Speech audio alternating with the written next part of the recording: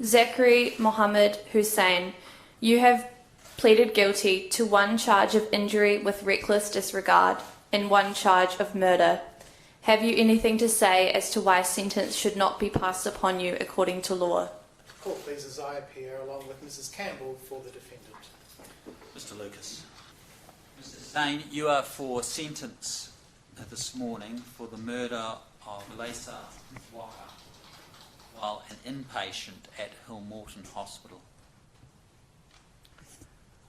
On the afternoon of Saturday, 25 June of this year, you absconded from the hospital grounds and travelled by bus to Sockburn.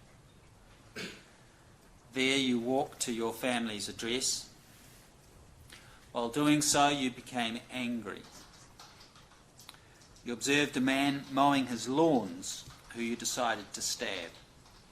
You went into the family address and obtained a steak knife from a kitchen drawer, which you concealed in your jacket pocket.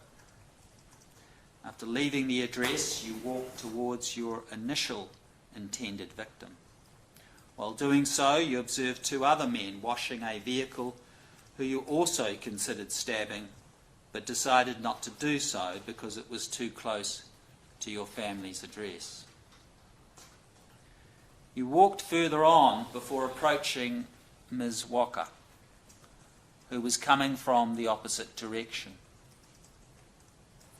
You attacked her with the knife. She received a stab wound to her arm after trying to defend herself by putting her hand up, but you continued to stab her. You inflicted 7 wounds to her upper chest and shoulder area that were fatal.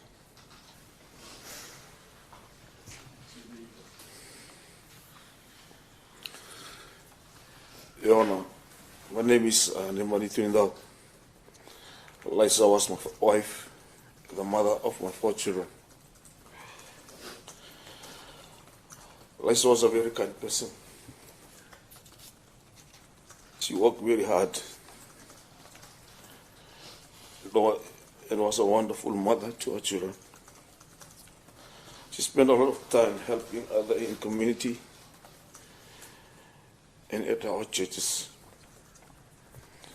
On the morning Laisa was killed,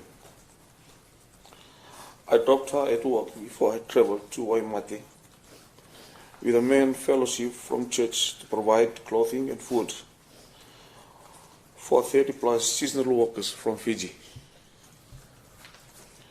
We were returning from Waimate, and I remember my 11-year-old son, Abraham, called me and said that something bad happened to my mom. He was crying really hard and saying, "She has a big injuries. Please pray for her."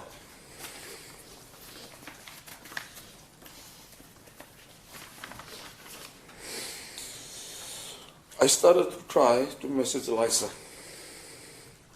I didn't know she would never respond. That was the worst day of my life. Life imprisonment is the sentence I will be imposing on you today. In large measure, the balance of my sentencing remarks address the secondary issue of the length of the minimum period of imprisonment that you should serve before being eligible to be considered for parole, which must not be less than 10 years.